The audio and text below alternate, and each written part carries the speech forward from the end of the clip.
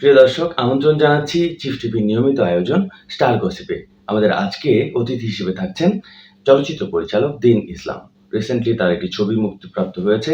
ছবির নাম হচ্ছে ট্র্যাপ।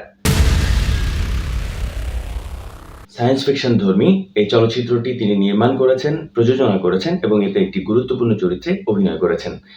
আজকে আমরা তার কাছে শুনবো তার চলচ্চিত্রের গল্প। প্লিজ। এটা আমার দ্বিতীয় চলচ্চিত্র ট্র্যাপ। আমার প্রথম চলচ্চিত্র চরিত্র, ওটা একটা গ্রামীণ পটভূমি নিয়েছিল।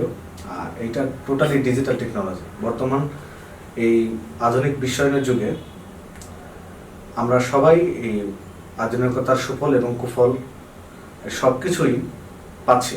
প্রযুক্তির এই যুগে হ্যাকাররাই রাজা। আমাদের এই প্রযুক্তির সুফলের চাইতে কুফলটাই বেশি। Welcome to my sex world. মানে আমরা বেশিরভাগ ক্ষেত্রেই নেগেটিভটাই ব্যবহার করি। আমাদের হাতে যেমন স্মার্টফোন, বিভিন্ন ধরনের টেকনোলজি, সোশ্যাল মিডিয়াগুলো, এটা যেমন সুবিধা আছে অসুবিধাও আছে।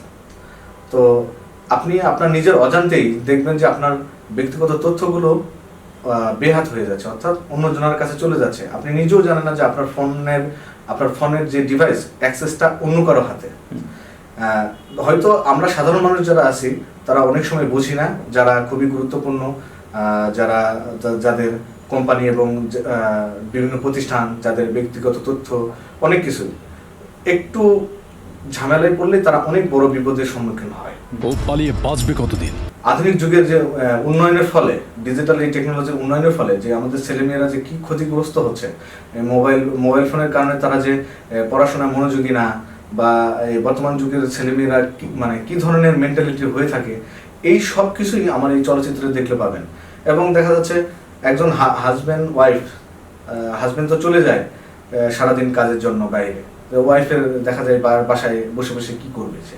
আমার বউ পৃথিবীর সব থেকে সুন্দরী। তাই বুঝি? ওই টেলিভিশন অথবা এই সোশ্যাল মিডিয়া, ফেসবুক, ইউটিউব এগুলোই ব্যবহার করে। ফলে এগুলোতেও কিন্তু কিছু কিছু ভাবে ট্র্যাপে, মানে এক ধরনের মানুষকে ট্র্যাপে ফেলে। এক কথায় হ্যাকিং মাধ্যমে হোক আর কোনো প্রলোভনের মাধ্যমে হোক, আর যে কোনো কিছু। আপনার ফেসবুকে দেখা যাচ্ছে একটা বুস্টিং করছে, একটা অন্য কোনো ধরনের লিঙ্ক দিয়ে আপনি ক্লিক করলেন, চলে গেল কিন্তু একটা ওয়েবসাইটে। আপনার পাসওয়ার্ড থেকে শুরু করে সব কিছু কিন্তু আপনার ওদের ওখানে চলে যাচ্ছে। ফলে কি হচ্ছে, আপনার ওই আইডি থেকে শুরু করে আপনার ওই টোটাল ফোনটাই ওরা আস্তে আস্তে তাদের অ্যাক্সেসে নিয়ে নিচ্ছে। আমার মোবাইল থেকে ভিডিওটা যে কিভাবে লিক হলো। ট্র্যাপ চলচ্চিত্র দেখলে হবে কি, একজন সাধারণ দর্শক কি কি উপায়ে হ্যাকিং থেকে বাঁচতে পারবে সেটাও আমার এই ট্র্যাপ চলচ্চিত্র উঠে ধরা হয়েছে। আচ্ছা, এটা হলো বেসিক একটা জিনিস যে কি কি শিখতে পারবে বা এখানে কি দেখানো হয়েছে। এবার আসি কিছু অ্যাডভান্স টেকনোলজি নিয়ে।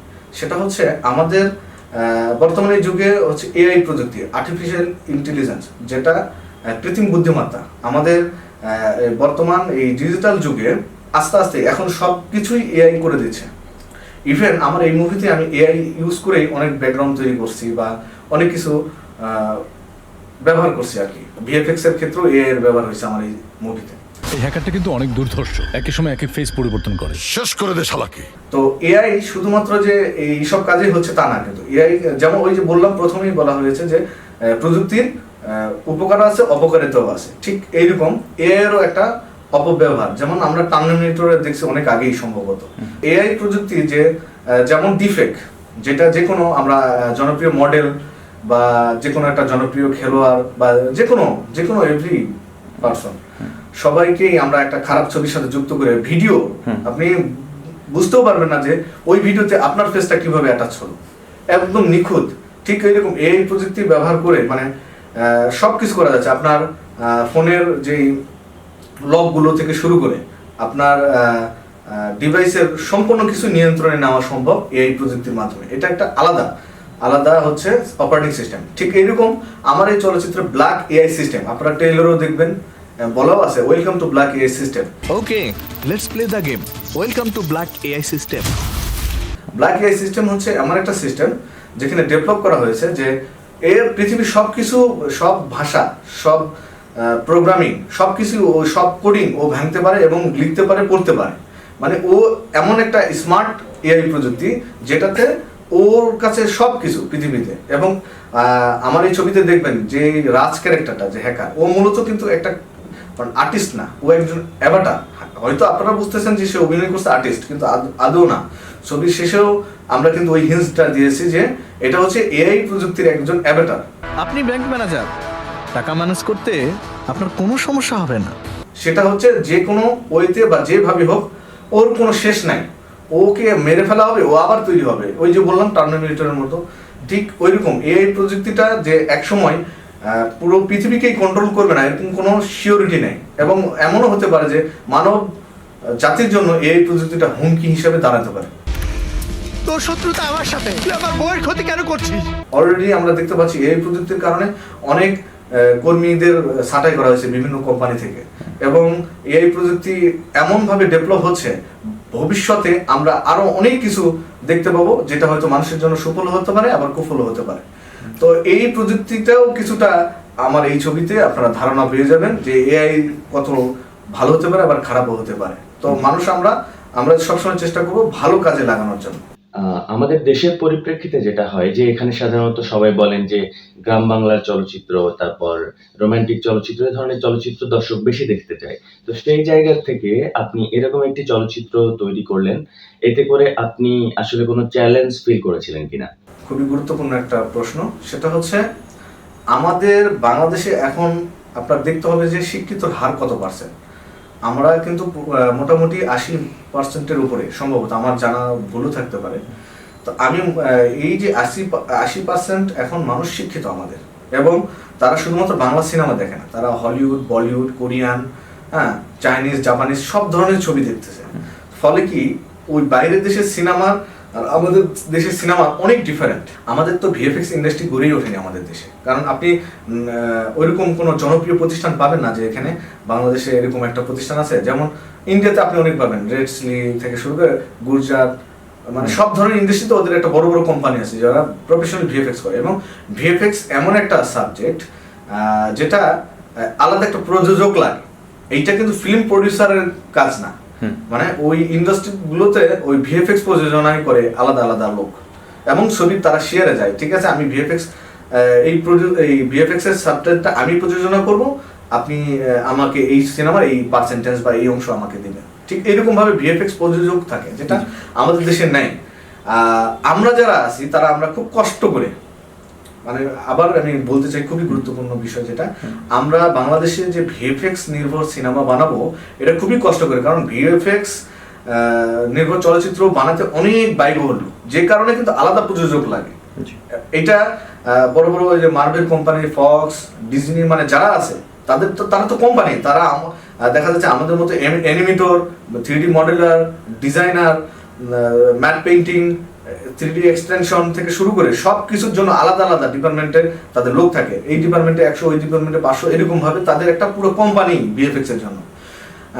ইভেন হচ্ছে ক্যারেক্টার ডেভেলপমেন্টের জন্য, যে ডিজাইনটা কি হবে ক্রিয়েট করার জন্য আলাদা লুক, মানে টোটাল। ঠিক ওই রকম ভাবে আমরাও চেষ্টা করছি। আমাদের এই মুভিতে একটা ছোট একটা রোবট আছে,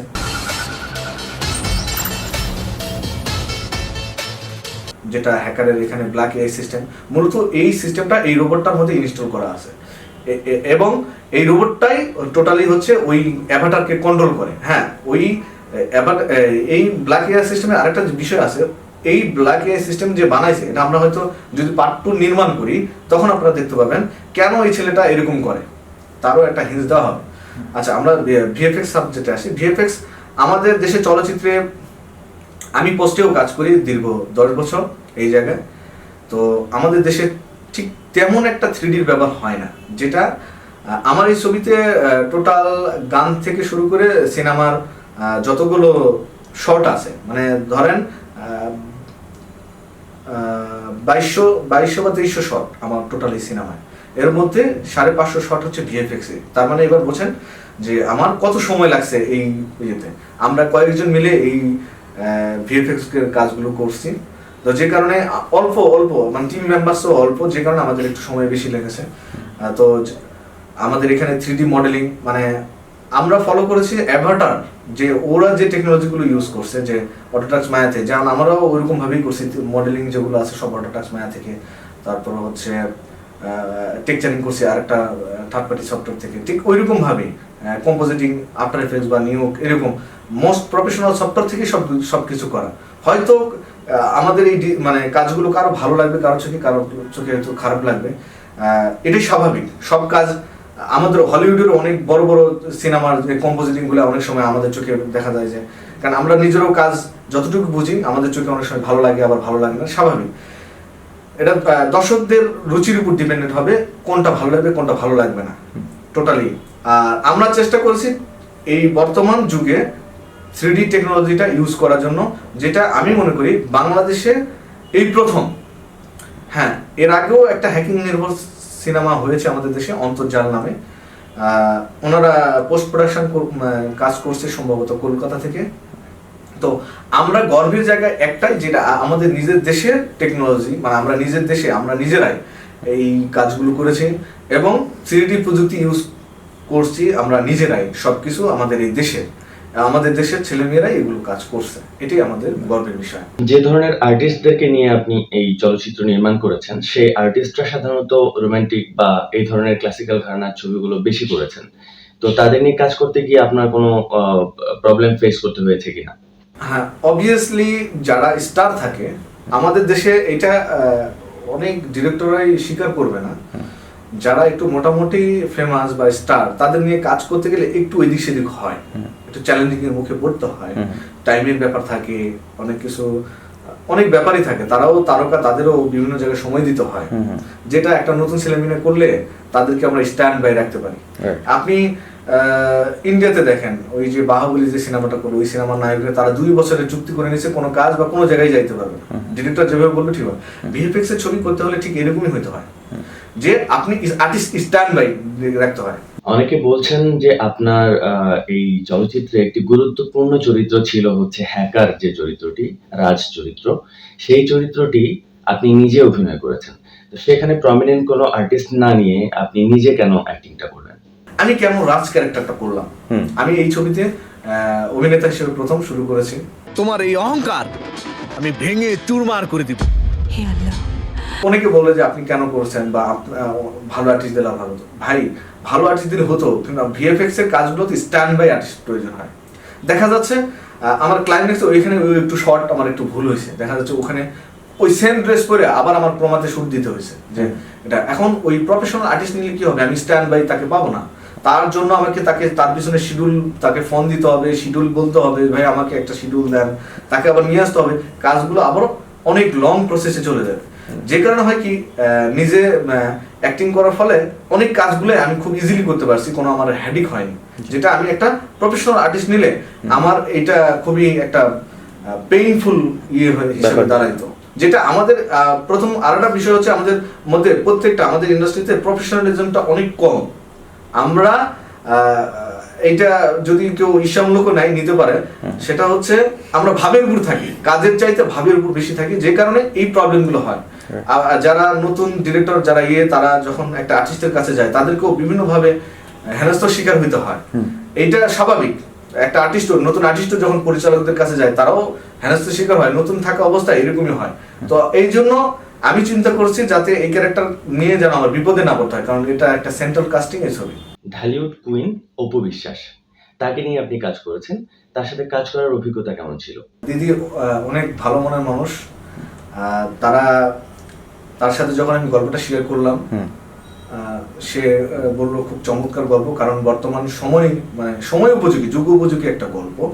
কারণ আমরা সবাই কোনো না কোনো ভাবে এই অনলাইনের যুগে ফাঁদে পড়ছি, সেটা যেভাবেই হোক না। তো এইটা যুগ উপযোগী হওয়ার কারণে সে এক কথাই পছন্দ করে আমার গল্পটা, তার সাথে যখন আমি শেয়ার করি। দেন আমারও প্রয়োজন ছিল যে মানে হাজবেন্ড ওয়াইফ, মানে এখানে নায়িকা না, একজন হচ্ছে ঘরের বউ কেমন হয়। তো দিদি যেহেতু উনি স্টার বলেন আর সুপারস্টার বলেন, তিনি তো বাংলাদেশে অসংখ্য সিনেমা করেছেন, এবং আমার কাছে মনে হয়েছে যে এই ক্যারেক্টারের জন্য উনি উপযুক্ত, যে কারণে ওনাকে আমি এই সিনেমায় কাস্টিং করি। চলচ্চিত্র নির্মাণের পরে একটা বড় অধ্যায় থাকে, যে অধ্যায়টা হচ্ছে আপনার চলচ্চিত্র প্রমোশন বা রিলিজ করা। তো একজন নতুন পরিচালক হিসেবে চলচ্চিত্র রিলিজ করতে গিয়ে বা প্রমোশনের জায়গা থেকে আপনি কোনো প্রবলেম ফেস করেছেন কিনা? খুবই সুন্দর প্রশ্ন, আমি এটা নিয়েই কথা বলতে চাচ্ছিলাম খুবই।